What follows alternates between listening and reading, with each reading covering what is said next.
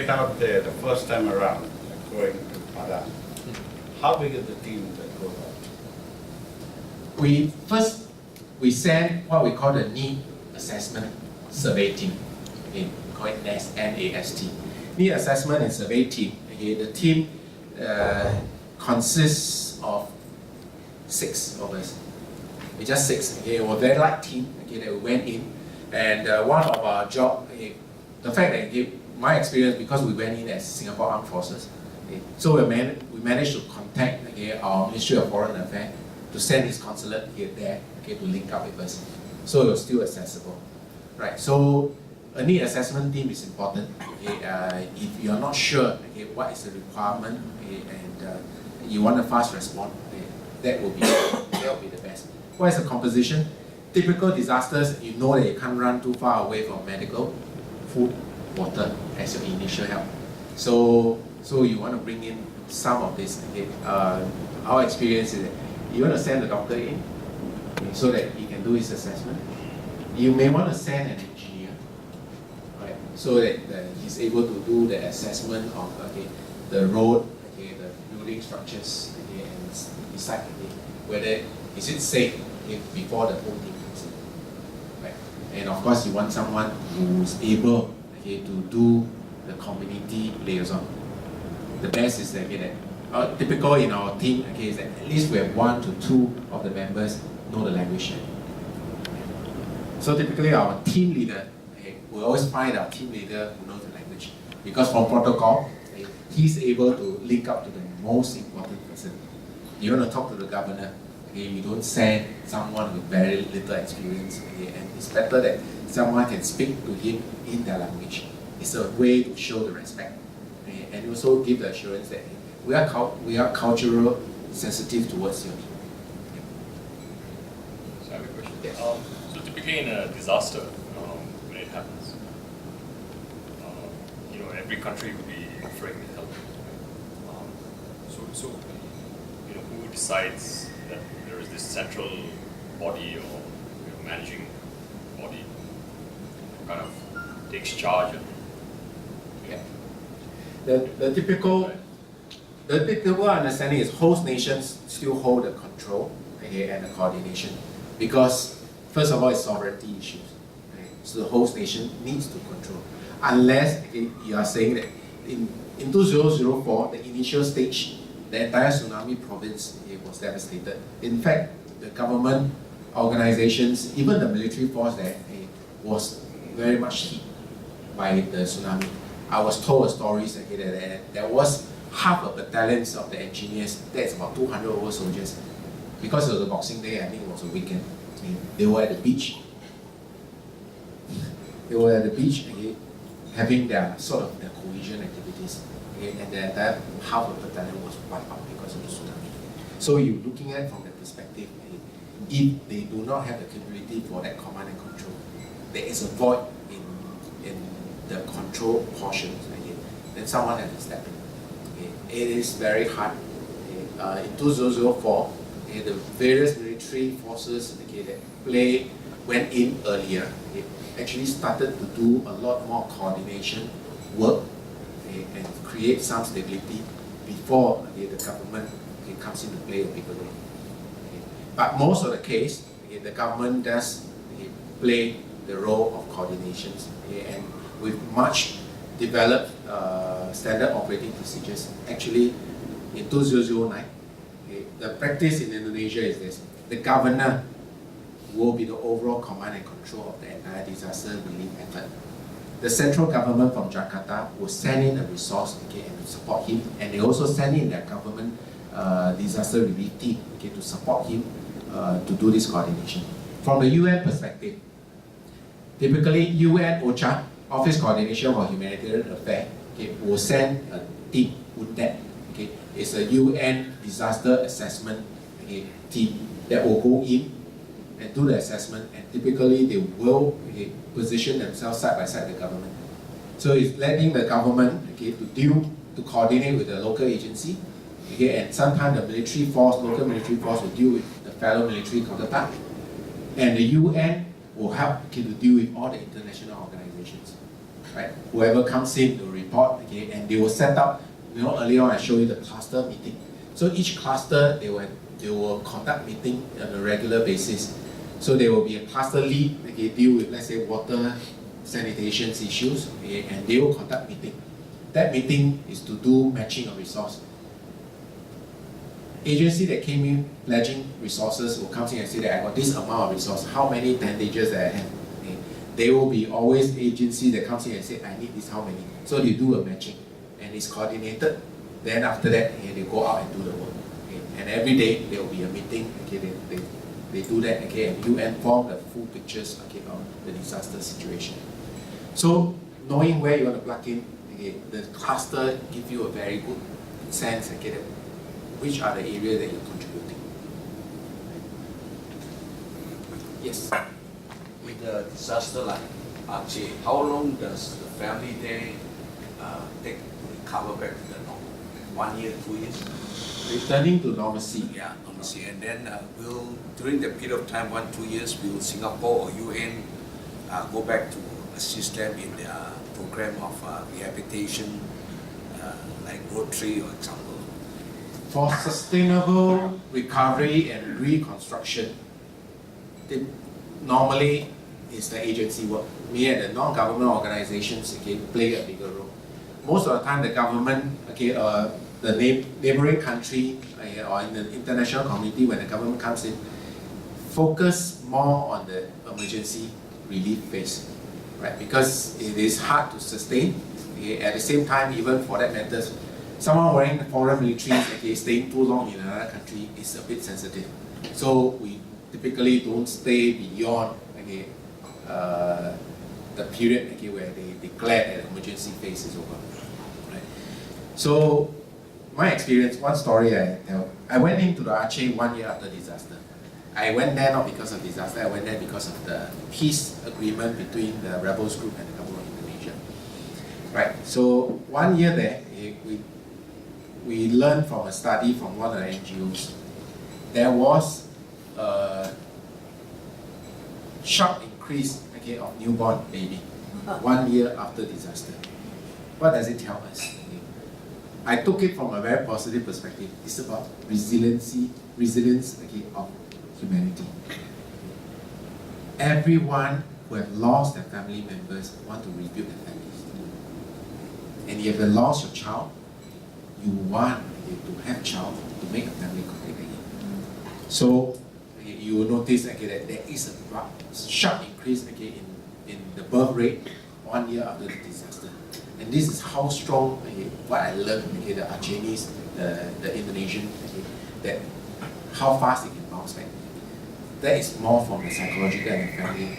But when you talk about building and the whole infrastructures, it depends. Okay? Even today, if you go back to Aceh, you still see that there are areas that need to be built. Okay? And there are a lot more coordinations. I've seen houses that were built very nice. You look from the road, you drive past, very nice houses built in a very well organized manner. For a year, nobody lived inside. So I asked why. Oh, very nice house. And next to it are the UN tentage, super built tentage, and they are living in a very communal way. They asked why. Say, nice house, but because they built the house, they didn't build the water pipe, they didn't pull the electric cable. So there's no electricity and there's no water.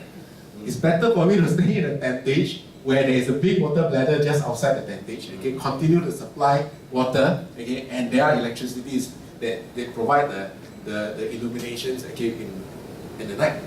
So why should I shift out a tentage to a house that there is no basic utility? So this is one big part of the coordinations need to be done. Okay. So those 3.5 months I was deployed there for the peace monitoring. Okay. Actually, I have to deal with a lot more disaster relief requests because to the commoner, okay, you are the help. Okay. Even though, okay, you are there to just do peace monitoring. So missing person, they will come to you and say, I still can't find my uncle. Okay, can you help me? Okay. Or I found this orphan. Okay. Can you send it? It is not within my mandate. So one thing I learned, okay, was I got my humanitarian right expert in my team. Say that, can you help me, okay, to organize, okay, and let me know who are the agencies that deal with this, so that I can do the referral. So what they did was, okay, they came with me to me this thick reference of agencies starting from A to Z. There are thousands of agencies, okay, in Aceh after the tsunami. So I say, no, I don't want a phone book. Can you give me a yellow page? Okay. I don't want A to Z, because by reading the name of the agency doesn't mean that I know what they are doing. So I say, you cluster it. Okay, give me a yellow page so that when I turn, okay, to missing person, this is a list of agencies that I can refer them to. Okay, when I turn, okay, to orphan, okay, this is our agencies again. So what they did was, okay, instead of this, I say I'm not interested. I'm only interested in some of these cluster of needs. Okay, and they created a one-page yellow page, and it was much more useful than A to Z. Okay, so yellow page forms are very important. Okay, and in the sense when I talk about networking, it is about knowing who carry what capability. And by knowing that, it allows you to know where you can tap on the resource.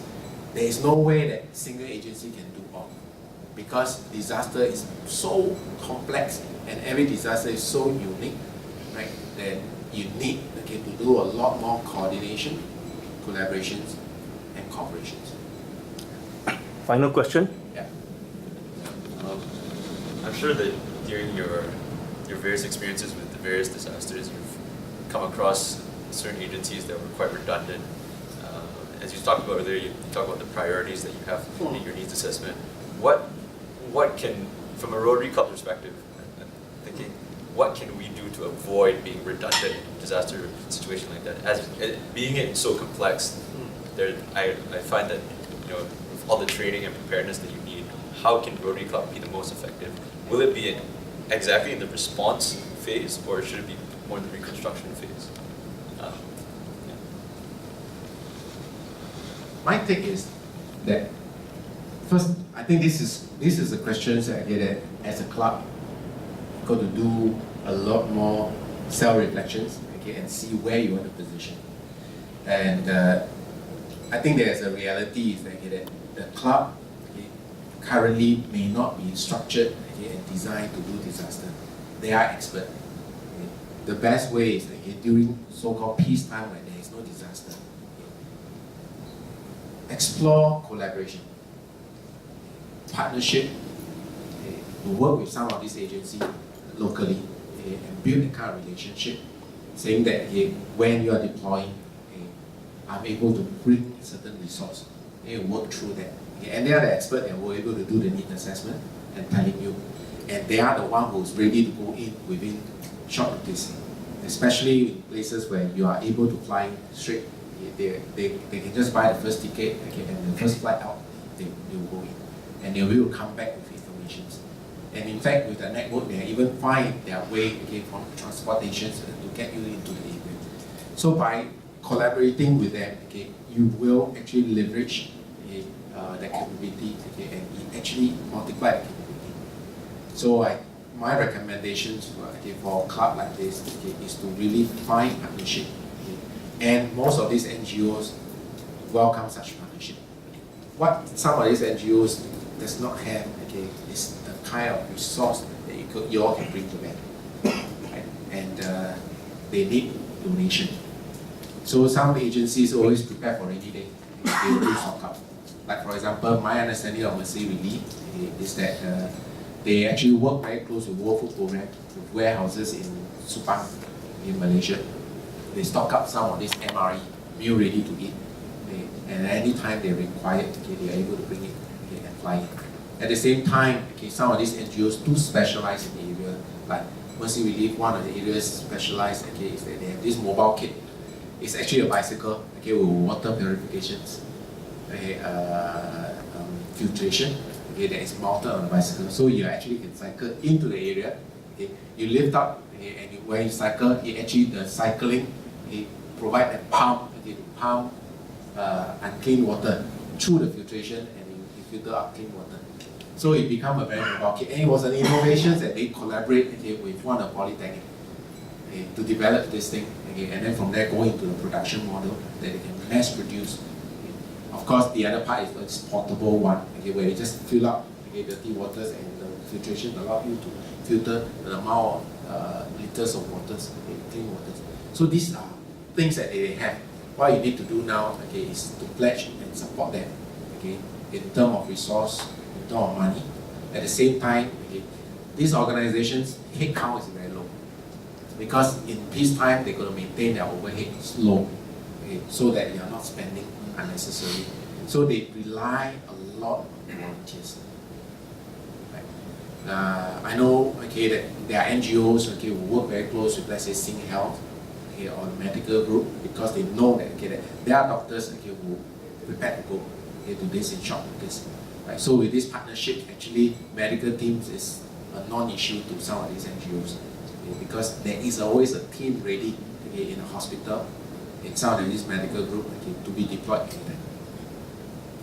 With your vast experiences like that, in case a tsunami happens to Singapore, do you have a plan, like for example, evacuation places, and what do you need? Do you need foreign aid too, or we have enough? What? I think this is not. I'm not a tsunami expert. If disaster hit, then I tell you how to deal with disaster. But geographically, you look at that. That we are very sure. Geographically, we are very well covered. So in that sense, that actually the chances of tsunami hitting Singapore, it is very, very remote. And nobody can tell you it's 100%. Even the doctor tell you that the safety, the risk, or rather the chances of success of an operation, no doctor will tell you 100%. You will tell you 99.9, but 99.9 is as good as 100. So the reality is I can't tell you, are we prepared for a tsunami? I don't think we are, because this is a very remote possibility. As a nation, we do look at various simple disasters. You talk about when we have haze, how the national response, it is some of these scenarios that we are prepared for. Right? So things like haze, and maybe we only deal with ponding, right? We don't even deal with flood. So in that sense, based on the infra, it's already inherent, and it is inside, that we are actually working on it. Okay. One last question. President, I believe you are Colonel Ng, right? Lieutenant Colonel. Yeah, Lieutenant Colonel Ng. Okay, I'm in the logistics. I used to help out with the first Philippines disaster, where we collaborate with interactors, offer the warehouse and pack. Then we have a problem in Philippines. We met the Red Cross team, but they have a problem. They can't even deliver the container clear from the customs to the people. It was quite sad. So that prompted me to say that why can't Rotary and some other, and you should know Colonel Lim Kuan Kiat is my classmate with Red Cross. Yeah, we used to talk, and he always say, how can we get things organized? And there are many, many things that happen. So there is a shelter box in previously with Rotary International, and now there's a Disaster Aid International. I welcome you to be part of our club so we can take lead to hate this Disaster Aid International. Because I represent E-Club for this Disaster Aid relief, but I cannot help alone because I can't do anything alone. So I honestly want you to come and join us. Yeah. Please, give me a round of applause. Thank you, sir. I definitely would like to contribute in terms of areas of my knowledge, because this is one area that I'm very passionate about. Until today, when you start talking about this, I can just talk on and on. That's why I set the timer. But after I off it, it seems that. So, but I think it is something that is very meaningful. We're helping people that is in need, especially in such disaster. The kind of trauma that they've gone through, it is very, very deep inside them. I've interacted with people in the disaster area 1 year after. It is something that will not just go away. The trauma of seeing your child lost, the losing of your child in a tsunami, it can never be it can never be wiped off in your memory. What you can do is, give birth to another newborn in a way as a replacement, okay, and in a way give you a sense of normalcy, okay, but that memory will still stay on. So I think that what we can do is also this little bit of consolations and aid to help them to return to normalcy as soon as possible. Right. So with that, thank you. Let's give my good friend singing another round of applause. Okay, it is with great honor, okay, that I've gotten this busy man, although he says he's only 10 days into his civil life, but trust me, he does a lot of preparation. And I'm sure that this 10 days must be a very steep learning curve for him, and yet he takes time out to be with us. Now, you have heard that I've said on stage, I'm a soldier, and then today I've invited a fellow soldier. Don't worry, E-Club 2310, we're not going to be a militant group. Okay? It is just for knowledge sharing.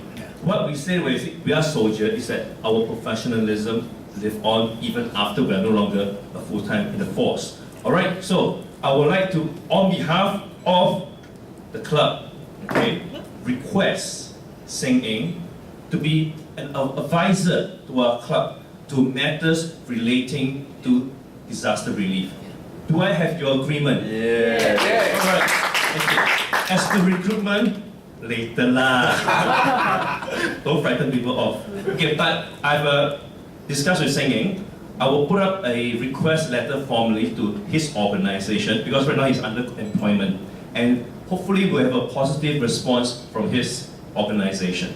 Okay, so right now, on behalf of our club, Sin Ain, there you go. Yeah. Sure.